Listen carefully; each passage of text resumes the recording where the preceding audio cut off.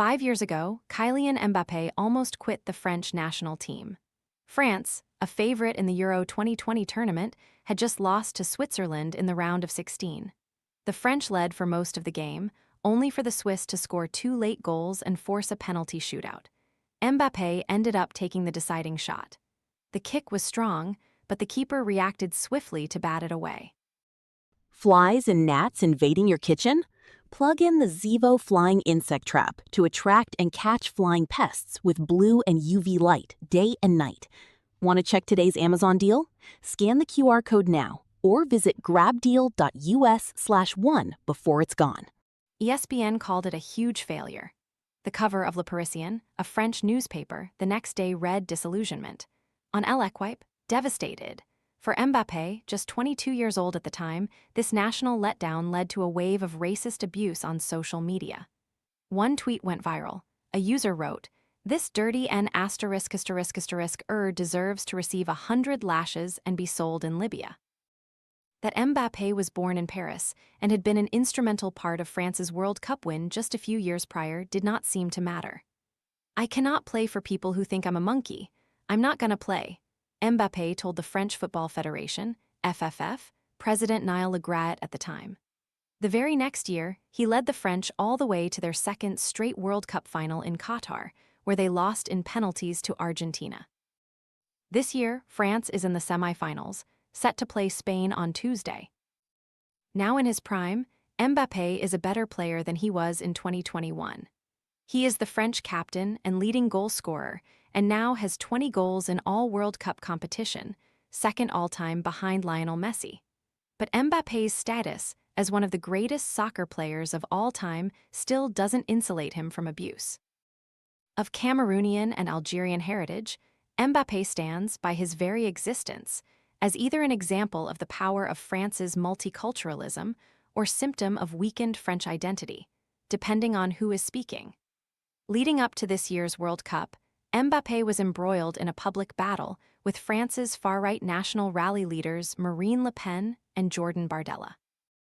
After Mbappé urged French citizens to be wary of the National Rally in a Vanity Fair profile, Le Pen and Bardella both struck back by pointing out that his former club, Paris Saint-Germain, won the UEFA Champions League once he had left. Le Pen, a favorite to win next year's French presidential election, has previously called to end all immigration into France and once compared Muslims praying in the street to Nazi occupation. The French team, made up largely of first- and second-generation immigrants, has rallied against Le Pen and her national rally in the past. In 2024, Mbappé, Ousmane Dembélé, and others on the team urged French citizens to vote, in response to a strong showing in the polls by the national rally. Mbappé doesn't represent French people with an immigration background, Le Pen told CNN later that year. Because there are far more of them living on the minimum wage who can't afford housing and can't afford heating than people like Mr. Mbappé.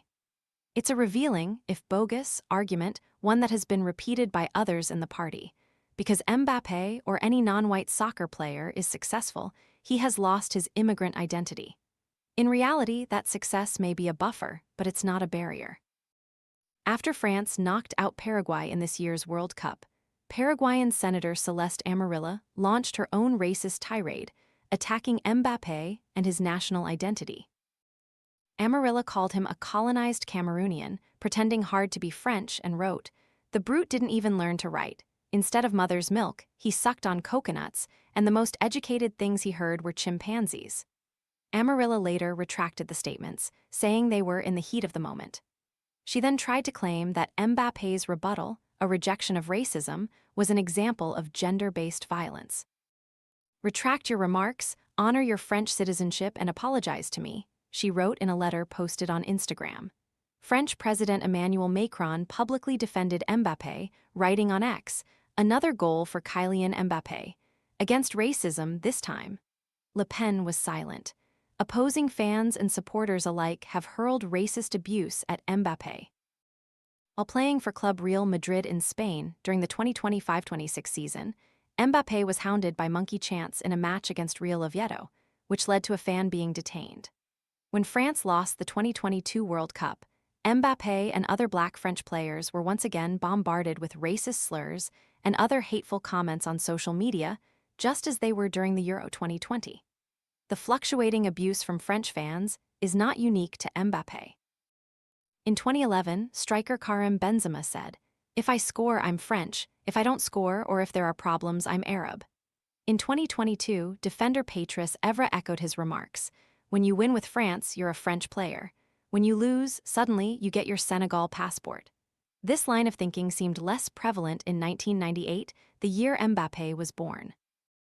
Les Bleus were led by French-Algerian Zinedine Zidane, Guadeloupe-born Lilian Thuram, Ghana-born Marcel Desailly, and French-Antillean Thierry Henry. The team's diversity was celebrated, even nicknamed. The term Black Blanc Boer was coined, meaning black, white, Arab, a play on the French flag, blue, blanc, rouge. When the team won France's first ever World Cup that summer, there was jubilation in the streets and a belief that this multi-ethnic, multiracial team would help unite France. "It was a moment of communion," Desailly recalled in 2018. "No racism, no discrimination, everybody was happy in France." The success of a multicultural team, though, did not mark a permanent victory for multicultural pride in France. Jean-Marie Le Pen, the father of Marine Le Pen and then head of the far-right party, claimed the team was not actually French. "They were artificial," he said, "too African, too black. None of them has any place in a French team." Later, in 2011, Laurent Blanc, then coach of the French national team, was allegedly involved in discussions about imposing quotas on the national team to limit players of African descent. He was later cleared of racial discrimination. Le Pen, although she once said Benzema should play for Algeria instead of France, and criticized the team after its 2010 World Cup loss in the group stage for having another nationality in their hearts, has softened the explicitly racist tone of the party in recent years. But it still lingers in her criticism of Mbappé and in her party's thinly veiled attacks against a French team that boasts the multiculturalism of that 1998 squad. While Le Pen now says little about the French team, when the team won the World Cup in 2018 in part thanks to a 19-year-old Mbappé, the only person she congratulated by name was Didier Deschamps, the white coach. This time, though, Le Pen's views and her far-right party are more mainstream, and the question of who is French is contested even beyond France's borders. Amarilla's statement was explicit. A true French person would not have reacted as Mbappé did to racism. Does calling out racism make Mbappé less French? It doesn't matter how many goals Mbappé scores for France or how many times he affirms his French pride.